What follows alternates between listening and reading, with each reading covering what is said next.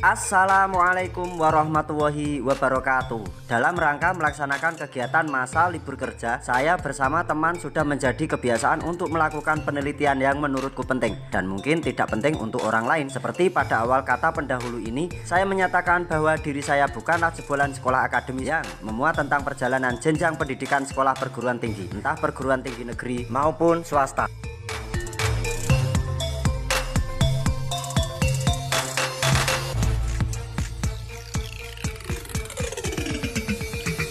Nah, untuk kesempatan kali ini saya akan mengupas tuntas tentang komplek makam Kasepuhan yang berada di Dusun Sumber, Desa Panjang, Kecamatan Ambarawa.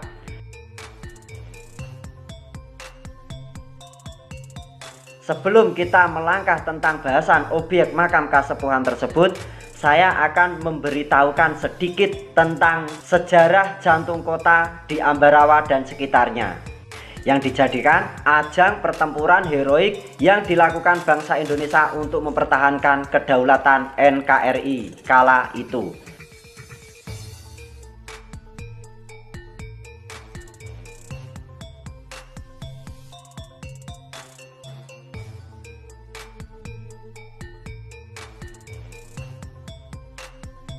Bangsa Indonesia baru saja memproklamasikan kemerdekaan pada tanggal 17 Agustus 1945. Teks proklamasi yang dibacakan langsung oleh sang proklamator. Beliau adalah Presiden Republik Indonesia yang pertama kali, Insinyur Soekarno, dan didampingi wakilnya yang bernama Dr. Andes Muhammad Hatta. Pembacaan teks proklamasi bertempat di Jalan Pegangsaan Timur nomor 56 Jakarta Pusat. Bisa dikatakan Indonesia merdeka baru seusia jagung, karena pada tanggal 20 Oktober 1945 sampai 15 Desember 1945 Indonesia kembali digempur oleh pasukan Inggris yang diboncengi oleh Nika. Sedikit cuplikan dari pembacaan naskah teks proklamasi yang dibacakan oleh Insinyur Soekarno beserta wakilnya Dr. Andes Muhammad Hatta. Proklamasi. Kami, bangsa Soekarno Hatta. Ternyata selain Perang Ambarawa yang sangat terkenal sejarahnya, yang sering dibahas di berbagai media saat menjelang hari ulang tahun kemerdekaan Republik Indonesia, Kota Ambarawa juga masih banyak mewarisi bangunan yang bersejarah seperti Benteng William I,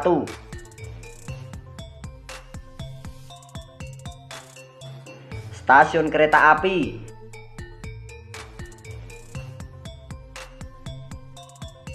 dan masih banyak lagi bangunan-bangunan kolonial seperti Gereja Jago yang berdiri tahun 1924.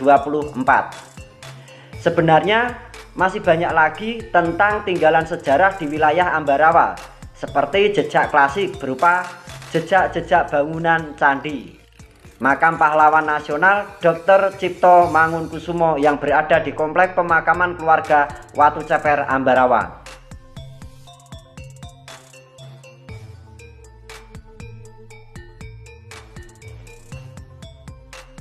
Makam-makam Kasepuhan, tokoh pendahulu periode Mataram Islam Amangkurat Surakarta, dan makam Kasepuhan periode masa peralihan.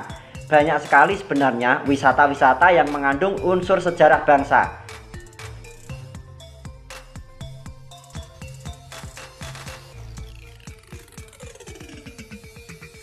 ...1900-an ke atas, ini kecil soalnya. Ini nisan asli nih.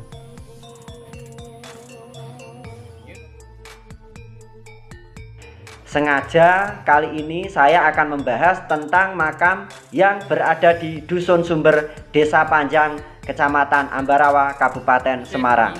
Oke, pahatannya di apa, pahatan mesin. Nisan baru. P. Suto Bau Rekso. P. Pangeran itu. Iya, Pangeran. Terdapat kompleks pemakaman yang sangat luas dan panjang. Mungkin toponimi nama desa tersebut diambil dari objek yang dimaksud. Kompleks makam tersebut berada di samping kanan dan kiri jalan yang menghubungkan ke desa Pasean. Memang benar, kompleks makam sangat luas dan panjang. Namun ada daya tarik tersendiri. Kenapa saya memberanikan diri untuk mengupas dan membaca tipologi nisan yang saya maksud? Sungguh sangat disayangkan kalau menurut saya pribadi, makam sepanjang dan selebar ini tidak ada jejak sejarah yang masih tersemat pada bangunan makamnya. Hanya ada satu saja, pusara yang mungkin dulunya beliau yang dimakamkan seorang tokoh, sehingga dalam kompleks pemakaman ini nama beliau disebutkan, Kiai Tunggul Wulung, yang kondisinya sudah direnovasi secara besar-besaran, sehingga disinilah kita kehilangan jejaknya. Kenapa? Nisan dan bangunan jirat sudah diganti, jadi untuk pembacaan tipologi nisan tidak bisa dilaksanakan lagi.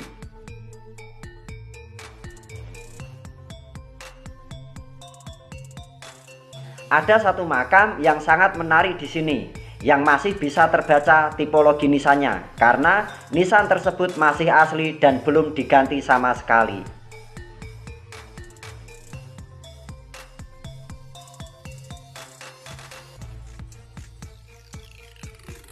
Tidak ada satupun yang mengetahui secara pasti tentang siapa sebenarnya tokoh yang dimakamkan dalam kompleks ini. Hanya saja nisan tersebut memang memiliki keistimewaan berupa pahatan-pahatan berbentuk flora yang terpahat pada bagian pinggang, bahu,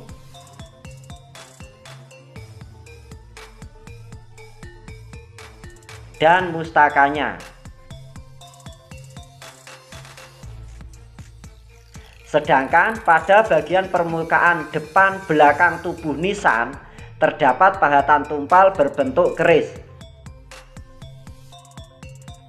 Bagian ujung pangkal bawah yang memisahkan antara pinggang dan tubuh nisan terdapat pahatan bunga ceplok piring berjumlah 7 kelopak.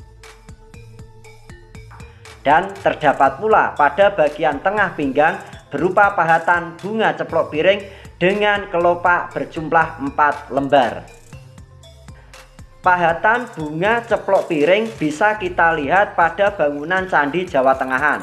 Selain itu, batu nisan juga memiliki lapik atau panel penempatan untuk berdirinya nisan yang berbentuk kotak bujur sangkar, lengkap dengan kunciannya. Pahatan nisan dipenuhi dengan hiasan berbentuk flora. Pada bagian pinggang nisan dengan pahatan berbentuk tunas pakis atau rumah siput. Pahatan seperti ini juga mengadopsi dari relief-relief bangunan candi. Biasanya pahatan atau hiasan seperti ini berada pada panel bagian pipi tangga. Nah, untuk konsep seperti ini disebut dengan masa transisi. Konsep bangunan dari keyakinan Hindu Buddha ditorehkan dalam konsep bangunan-bangunan seperti masjid dan bangunan pemakaman Muslim. Pembangunan dengan konsep yang demikian sudah mulai populer sejak berkembang peradaban Islam di Nusantara. Diceritakan tokoh utama dalam kompleks pemakaman ini bernama Kiai Tunggul Wulung. Beliau adalah tokoh yang berjuang bersama Pangeran Diponegoro saat mengusir penjajah.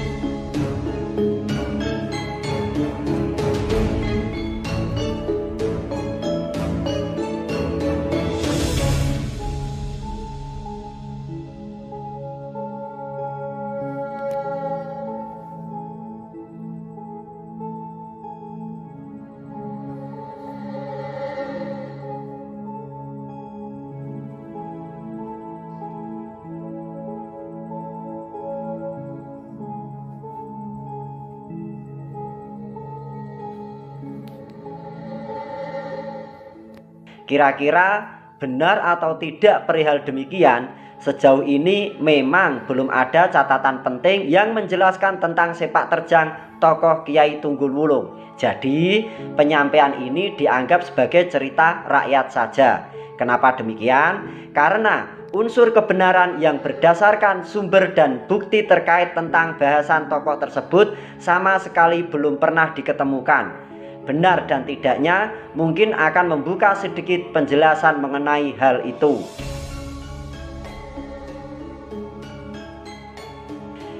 Kalau kita melihat, makam Kiai Tunggul Wulung berada dalam posisi bagian tertinggi dan berada di ujung paling utara sendiri.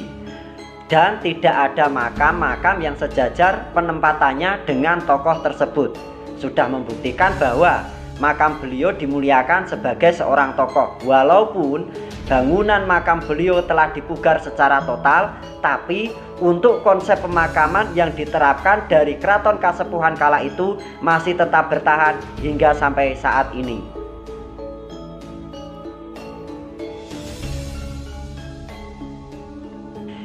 Di sini saya akan mencoba membacakan tipologi nisan yang masih bertahan dengan keasliannya. Untuk posisi makam dengan nisan yang masih asli berada di sisi barat agak ke bawah dari makam tokoh Kiai Tunggul Wulung.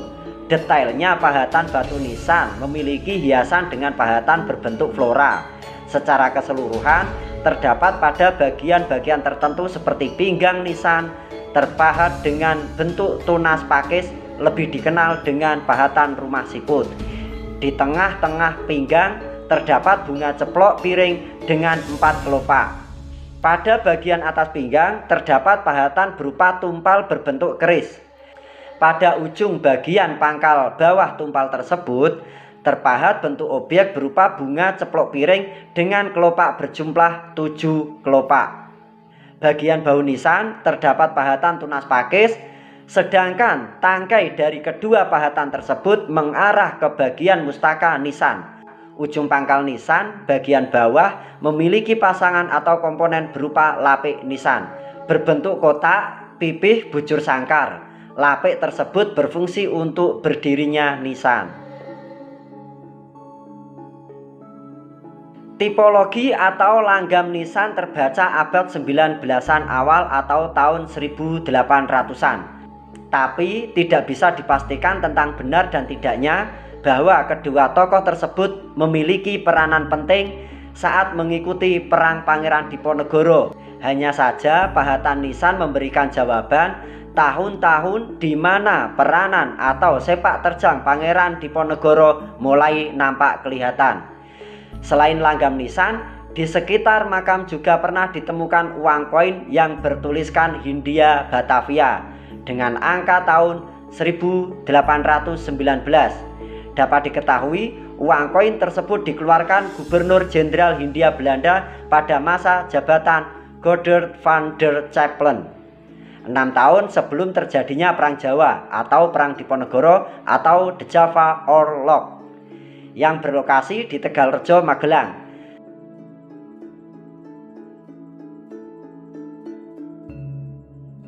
Selain uang koin, dulu juga ditemukan pula borgol kaki dengan rantai yang panjang hampir 1 meter. Bentuk pahatan batu nisan ini dengan hiasan yang berbeda pada bagian-bagian tertentu. Tidak mungkin jika beliau yang dimakamkan bukan seorang tokoh besar di masanya. Setidaknya beliau-beliau yang dimakamkan mempunyai peranan penting di masanya, memiliki jabatan yang dianugerahkan dari sultan yang memimpinnya kala itu. Bisa saja jabatan itu berupa penitih atau panewu. Jabatan seperti penitih dan panewu memang diwajibkan dan diharuskan memiliki prajurit yang dinamakan wiratani. Penitih memiliki jumlah prajurit 100 orang, sedangkan untuk panewu diharuskan memiliki prajurit berjumlah 1000 orang. Di mana para prajurit tersebut memang diharuskan atau diwajibkan memiliki keahlian di bidang pertempuran atau berperang. Untuk pekerjaan kesehariannya, para prajurit wiratani hanya sebagai petani biasa yang sering melimpahkan pekerjaannya di kebun dan di sawah. siap dan sigap saat negara membutuhkan untuk berperang, maka para prajurit harus siap bertempur di dalam keraton maupun di luar keraton. Dan jika dipertanyakan antara benar dan tidaknya bahwa tokoh Kiai Tunggul Wulung merupakan pejabat dan tokoh pemimpin yang berwenang di masa itu, jawabannya adalah ya. Tokoh tersebut memiliki peranan penting dalam Perang Diponegoro dan memiliki kaitan erat dengan pemerintahan Kesultanan Yogyakarta sebagai pejabat pemerintahan. Kalau menurutmu bagaimana? Ya itu di masjid itu, masjid apa sunat apa ya? Munara. Nah, ya. Terus dari situ ke Banten, terus ke Cirebon itu. Ya, kenapa? Orang Batangan dapat 3 miliar itu orang mungkin. Niatnya bukan itu.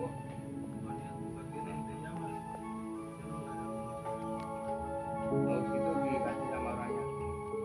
Terus itu rumahnya jadi ngomong.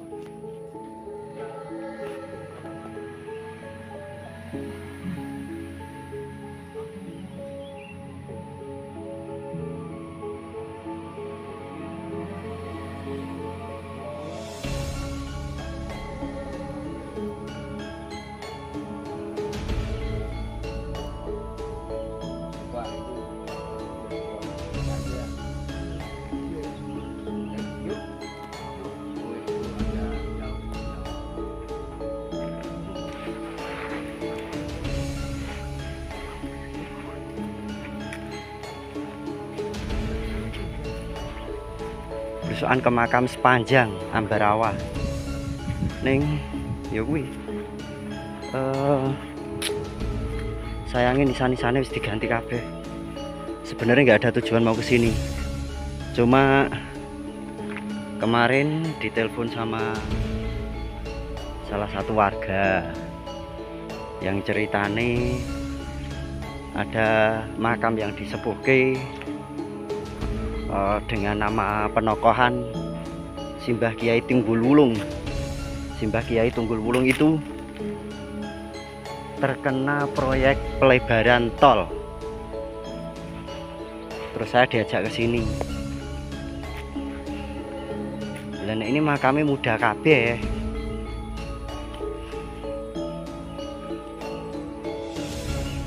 Wah, memang dawa kayak bergoto ceritane, mehan.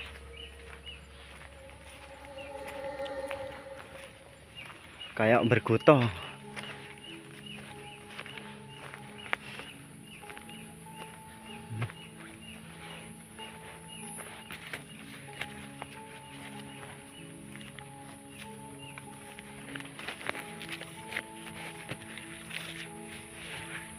Cuma ya itu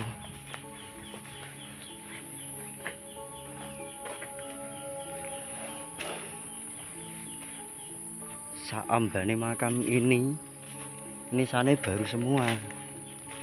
Nah ini kok mbak itu aneh, aku kok nyari ke makam sing sepuh di sini itu yang mana? Soalnya makam yang disepuhkan dari penokohan Mbah Kiai Tunggul Wulung itu nisannya sudah diganti, tapi di sebelah itu ada makam, satu makam yang unik menurut saya. Uniknya kenapa baru kali ini saya menemukan nisan yang modelnya seperti itu.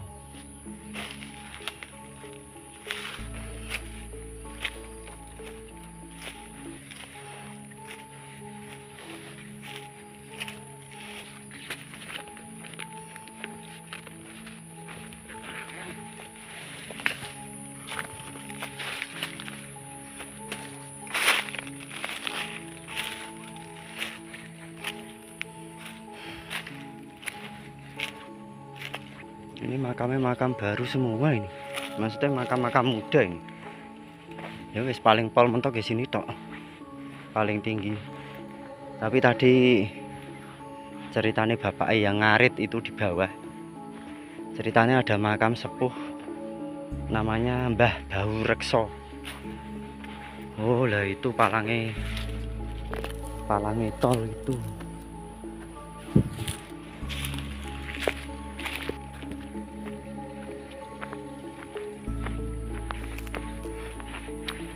Nisane iki wis diganti kabeh.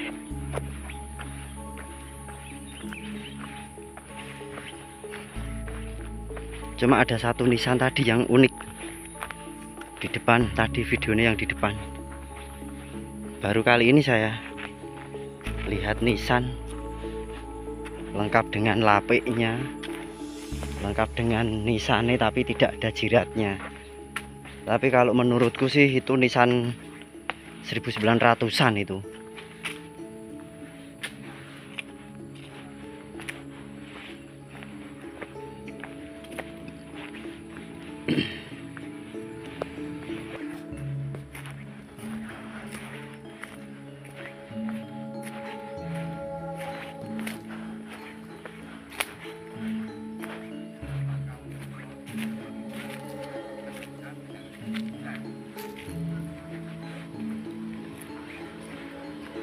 Nah ini nisannya yang belum diganti ini loh.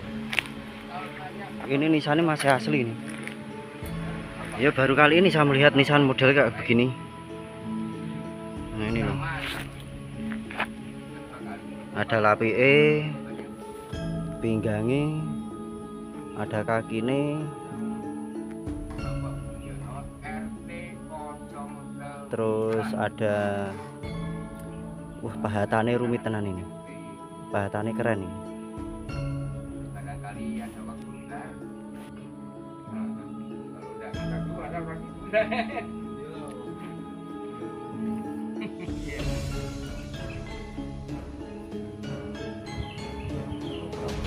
Katon tapi nyun sewu loh.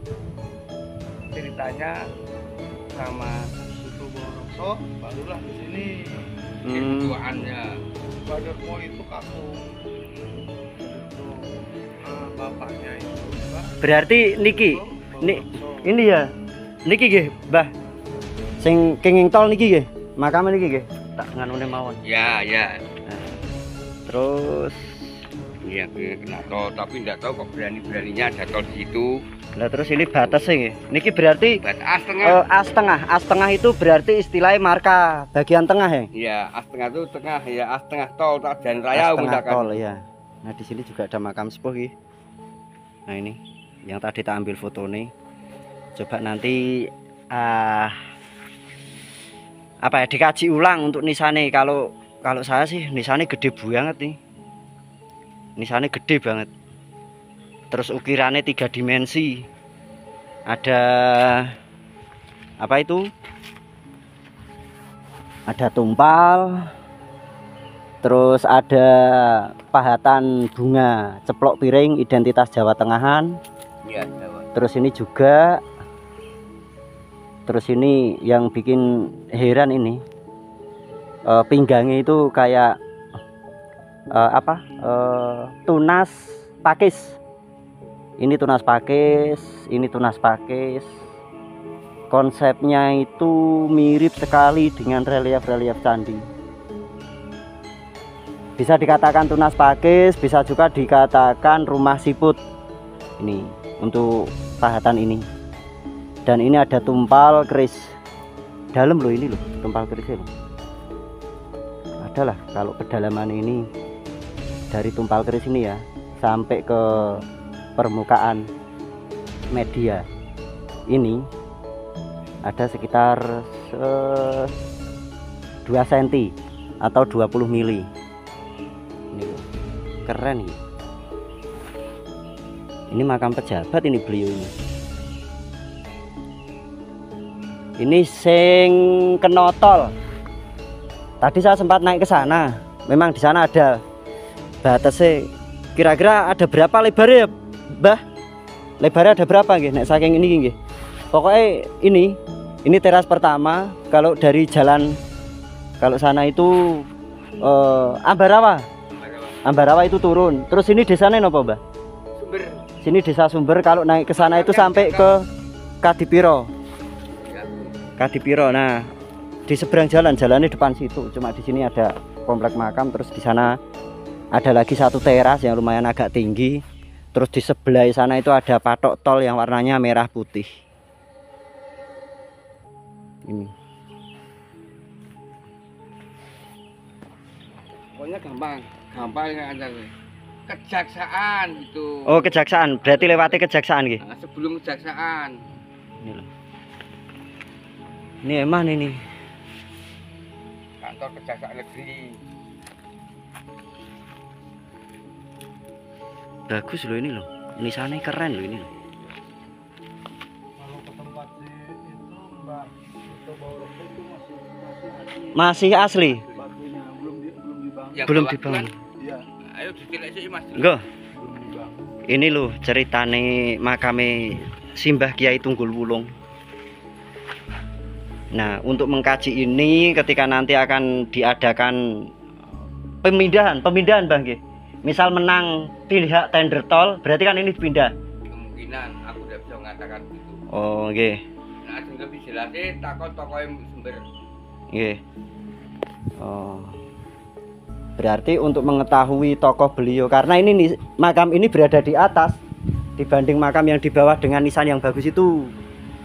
Berarti untuk kedudukannya lebih tinggi ini. Sedangkan kalau nisan yang di bawah itu pahatannya batu dengan ornamen-ornamen yang memukau menurut saya. Ketika yang di bawah aja nisannya dengan pahatan demikian, berarti yang di atas itu akan lebih istimewa lagi. Cuma ketika nanti mau dipugar dan mau di konon ceritanya mau dipindah, kalau permintaan dari saya sih nisannya yang asli dipasang kembali gitu. Dan ini kita mau lanjut kemana Mbah? Ini sing Mbah Baurekso. ada dua Om, nek jenengan dari mana Om? Banten. Bantennya mana Om? Oh, di Pindang. Tadi jenengan tidur di sini, berarti tinggal di sini udah berapa hari Om jenengan Om? 1 bulan. 1 bulan di sini. Kita ke makam Mbah Baurekso. Go Mbah, ayo Om. Ada dua. Mbah Suto Baurekso, tapi nisannya harus diganti. Tapi nisan aslinya ini menunjukkan Keasliannya ini. 1900-an ke atas, ini kecil soalnya. Ini nisan aslinya. Ya udah kita pahatannya kasar. Ini mesin iki. Nggih, pahatannya wis di apa pahatannya pahatan mesin. Nisan baru. P Suto Baurekso. Pangeran itu. Iya, pangeran. Pangeran.